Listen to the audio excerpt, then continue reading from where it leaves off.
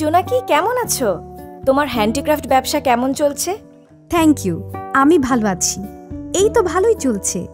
Shahida, social মিডিয়াতে দেখলাম তুমি এক্সপোর্ট ব্যবসা শুরু করেছো। আমাদের তো হ্যান্ডিক্রাফটের কাজ, আমিও আমাদের হ্যান্ডিক্রাফটের পণ্যগুলো বিদেশে বিক্রি করতে চাই। ভাবলাম এই ব্যাপারে তোমার কাছে পরামর্শ নেব, তাই চলে এলাম। খুব ভালো করেছো।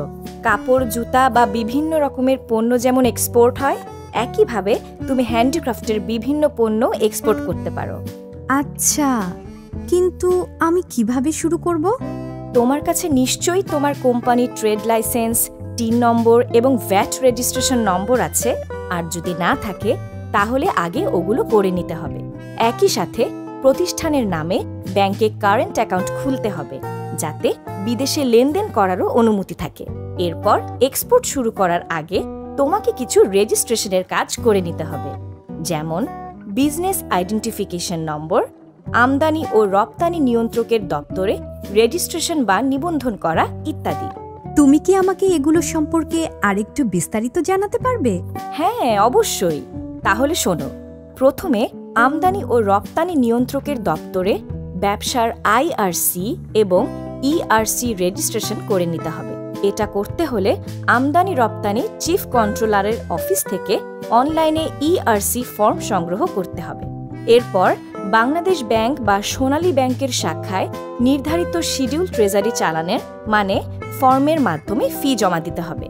এর সাথে প্রতিষ্ঠানের মালিকের বা অংশীদারের সত্যায়িত ছবি, ট্রেড লাইসেন্সের সত্যায়িত ফটোকপি, স্বীকৃত চেম্বার বা অ্যাসোসিয়েশন থেকে বৈধ মেম্বারশিপ সার্টিফিকেটের সত্যায়িত ফটোকপি, ট্রেজারি চালানের মূল কপি, অংশীদারি প্রতিষ্ঠানের ক্ষেত্রে রেজিস্টার্ড অংশীদারি দলিলের সত্যায়িত ফটোকপি, লিমিটেড কোম্পানির ক্ষেত্রে certificate of incorporation, memorandum and article of অ্যাসোসিয়েশনের সত্যায়িত ফটোকপি ইত্যাদি জমা দিতে হবে।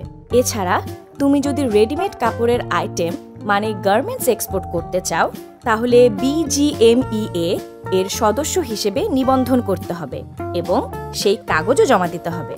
100% রপ্তানিমুখী হলে মানে তুমি যদি তোমার উৎপন্ন সকল পণ্য রপ্তানি করো, তাহলে তুমি শুল্ক বিভাগ থেকে বন্ডেড ওয়্যারহাউস লাইসেন্স সুবিধা নিয়ে শুল্কমুক্ত কাঁচামাল আমদানি করে খরচ কমাতে পারবে।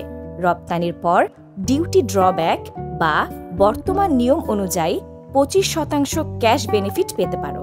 ডিউটি ড্রব্যাক সুবিধাটি ডিউটি এক্সেম্পশন অ্যান্ড ড্রব্যাক অফিস থেকে নিয়ম অনুযায়ী দাবি করতে হবে। আর ক্যাশ বেনিফিট 25% তোমার ব্যাংকের মাধ্যমে আবেদন করে সংগ্রহ করতে হবে। এসব বিষয়গুলো বাংলাদেশ সরকারের www.epb.gov.bd ওয়েবসাইটে আরও বিস্তারিতভাবে দেয়া আছে। এক্সপোর্ট করে অর্থনৈতিক লেনদেনের ক্ষেত্রে যেন কোনো ক্ষতির সম্মুখীন না হতে হয়, সেজন্য রপ্তানিকারকের রপ্তানি করা পণ্যের মূল্য প্রাপ্তি নিশ্চিত করার লক্ষ্যে আমদানিকারক মানে যেই কোম্পানিকে তুমি পাঠাচ্ছ তার পক্ষে তার ব্যাংক একটি প্রত্যয়নপত্র দেয়। একে বলে এলসি অর্থাৎ লেটার অফ ক্রেডিট। এখন বিষয়গুলো বুঝতে পারছি। কিন্তু রেজিস্ট্রেশন করার পর আমি আমার হ্যান্ডিক্রাফট পণ্য বিদেশে কোথায় কিভাবে বিক্রি করব? তুমি ক্রেতাদের কাছে বিভিন্ন উপায়ে পৌঁছাতে পারো, যেমন বাণিজ্য মেলা বা ট্রেড ফেয়ারে অংশ নিয়ে বা ইন্টারনেটে বিভিন্ন জায়গায় খুঁজে, ইমেইলে যোগাযোগ অথবা বড় প্রতিষ্ঠানগুলোর বায়ার এজেন্সির সাথে যোগাযোগের মাধ্যমে। তোমার উৎপাদিত হ্যান্ডিক্রাফট পণ্যগুলো যে ভালো মানের এটা বোঝানোর জন্য তুমি প্রয়োজনে তোমার পণ্যের কিছু স্যাম্পল সম্ভাব্য ক্রেতাদের কাছে পাঠাতে পারো। আচ্ছা, কিন্তু এক্সপোর্টের কাজে তো অনেক মূলধন বা পুঁজি লাগে। হ্যাঁ, তুমি এক্সপোর্টের বিনিয়োগের ব্যাপারে বিভিন্ন ব্যাংক এবং এক্সপোর্ট প্রমোশন ব্যুরো ওয়েবসাইটের সহায়তা নিতে পারো। এছাড়া অতিরিক্ত তথ্যের জন্য BWCCI মেম্বারশিপ ডেস্কে 01755593592 নম্বরে ফোন দিয়ে অথবা www.bwcci-bd.org ওয়েবসাইটে ভিজিট করে জানতে পারো। এগুলো ছাড়াও রপ্তানি বাণিজ্যকে উৎসাহিত করার জন্য বিভিন্ন খাতে ভর্তুকি বা নগদ সহায়তা পাওয়ার সুযোগ রয়েছে, যেমন বস্ত্র খাতের ক্ষুদ্র ও মাঝারি শিল্পের অতিরিক্ত সুবিধা প্রচলিত নিয়মের শতকরা 4 ভাগ। হোগলা, খড়, আখের ছোবড়া ইত্যাদি দিয়ে হাতের তৈরি পণ্য রপ্তানি খাতে নগদ সহায়তা শতকরা 20 ভাগ।